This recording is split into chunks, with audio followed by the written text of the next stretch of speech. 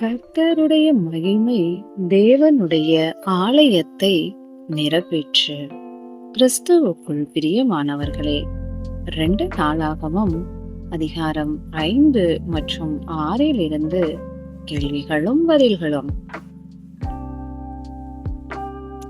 யார் பரிசுத்தம் பண்ணும்படி நேர்ந்தவைகளை சாலமோன் ஆலயத்தின் பொசிஷன்களில் வைத்தான்? தாவீது.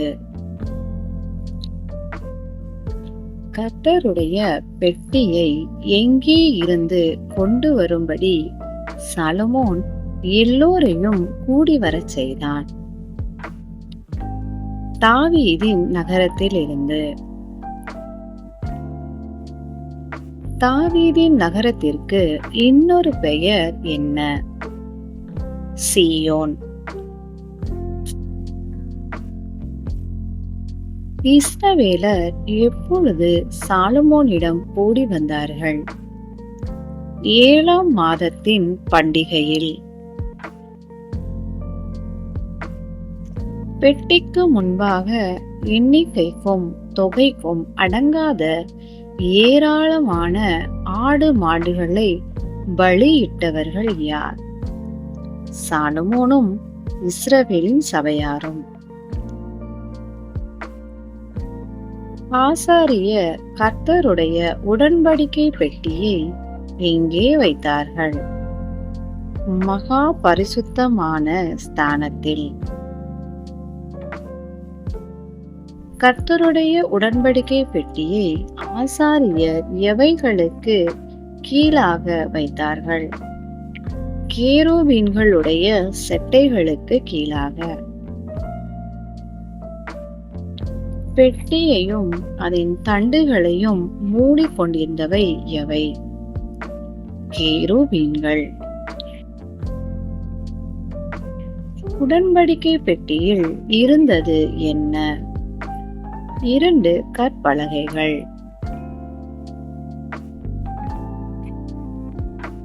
2 கற்பலகைகளை உடன்படிக்கை பெட்டியில் வைத்தவன் யார்? மோசே. மெல்லிய புடவைகளை தரித்து பலிபீடத்திற்கு கிழக்கே நின்றவர்கள் யார்? பாடகரான லேவியர். பாடகரோடே பூரிகைகளை ஊதுகிற ஆசாரியர் எத்தனை பேர் நின்றார்கள்? 120 பேர். கீத வாத்தியங்களை தொனிக்க பண்ணி கர்த்தரை சோஸ்தரிக்கையில் மேகத்தினால் நிறையப்பட்டது எது? கர்த்தருடைய வீடாகிய தேவாலயம்.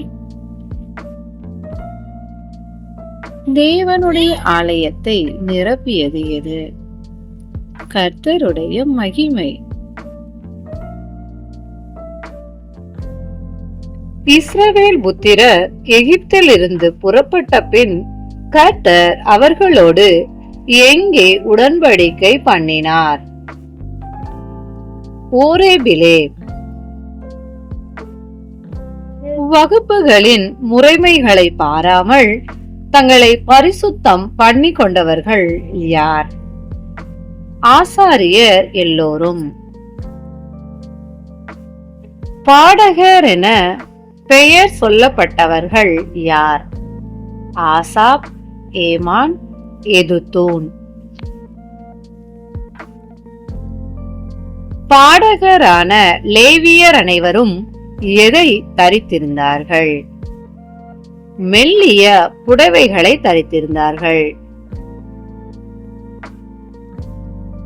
பாடகர் என்ன சொல்லி சொஸ்தரிக்கையில் கர்த்தருடைய வீடாகிய தேவாலயம் மேகத்தினால் நிறையப்பட்டது. கர்த்தர் நல்லவர், அவர் கிருபை என்றும் உள்ளது. எதே நிமித்தம் ஆசாரியர்கள் ஊழியம் செய்து நிற்க கூடாமற் போயிற்று? மேகத்தின் நிமித்தம். 2 நாளாகமம் அதிகாரம் 6 கேள்விகளும் பதில்களும். காரிருளிலே வாசம் பண்ணுவேன் என்று கர்த்தர் சொன்னார். கூறியவன் யார்? சாலமோன். ராஜா முகம் திரும்பி யாரை ஆசீர்வதித்தான்? இஸ்ரவேல் சபையார் எல்லாரையும் ராஜா ஆசீர்வதித்தான். தேவனாகிய கர்த்தர் யாருக்கு தம்முடைய வாக்கினால் சொன்னதை தம்முடைய கரத்தினால் நிறைவேற்றினார்? தாவீதுக்கு. கர்த்தர் தமது நாமம் விளங்கும் ஸ்தானமாக எதை தெரிந்து கொண்டார்? எருசலேமை தெரிந்து கொண்டார். இஸ்ரவேலின் தேவனாகிய கர்த்தரின் நாமத்திற்கு ஆலயத்தை கட்ட வேண்டும் என்கிற விருப்பம் யாருடைய மனதிலே இருந்தது? தாவீதின் மனதிலே. இஸ்ரவேலின் மேல் அதிபதியாயிருக்க கர்த்தர் யாரை தெரிந்து கொண்டார்? தாவீதை தெரிந்து கொண்டார். சாலமோன் கட்டிய வெண்கல பிரசங்க பீடத்தின் அளவு என்ன? நீளம் 5 முழம், அகலம் 5 முழம், உயரம் 3 முழம். தங்கள் முழு இருதயத்தோடும் கர்த்தருக்கு முன்பாக நடக்கிறவர்களுக்கு அவர் எவைகளை காத்து வருகிறார்? உடன்படிக்கையும் கிருபையையும். தேவரீர் உமது அடியானாகிய தாவீதுக்கு சொன்ன உம்முடைய வார்த்தை டேஷ் என்று விளங்குவதாக, மெய் என்று விளங்குவதாக. வானங்களும் வானாதி வானங்களும் உம்மை கொள்ளாதே. நான் கட்டின இந்த ஆலயம் எம்மாத்திரம்? கூறியவன் யார்? சாலமோன். இந்த ஆலயத்தின் மேல் உம்முடைய டேஷ் இரவும் பகலும் திறந்திருப்பதாக. கண்கள். கர்த்தருடைய வாசஸ்தலம் என்று சாலமோன் எதை குறிப்பிடுகிறார்? பரலோகத்தை. நீர் அவனவன் இருதயத்தை அறிந்திருக்கிறபடியே அவனவனுடைய எல்லா டேஷுக்கும் தக்கதாய் செய்து பலனளிப்பீராக, வழிகளுக்கும் தக்கதாய். டேஷ் செய்யாத மனுஷன் இல்லையே, பாவம் செய்யாத. உமக்கு விரோதமாய் பாவம் செய்த உம்முடைய ஜனத்திற்கு டேஷ் மன்னித்தருளும். தேவனுடைய வாசஸ்தலம் எது? பரலோகம். என் தேவனே, இந்த ஸ்தலத்திலே செய்யப்படும் விண்ணப்பத்திற்கு உம்முடைய கண்கள் டேஷ், உம்முடைய செவிகள் டேஷ். கண்கள் திறந்தவைகளும் செவிகள் கவனிக்கிறவைகளுமாயிருப்பதாக.